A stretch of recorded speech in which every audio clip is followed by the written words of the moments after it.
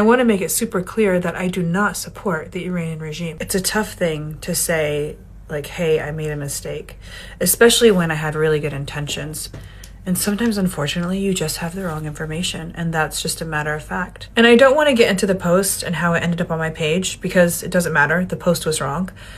But my intention was to say that I am anti-war, and it was just the worst way to say that I'm anti-war. And the fact that the content that I did post upset my Iranian community, who were just expecting me to show up for them, and I didn't show up for them the way that I should have. I'm genuinely sorry for that. When it comes to, you know, free Iran, I feel like that should mean so many things. It should mean free Iran from sanctions, free Iran from oppression, free Iran from the control of their own government, which is killing them. And I want to thank the amazing Iranian people around me who took the time without judgment and with a lot of love to educate me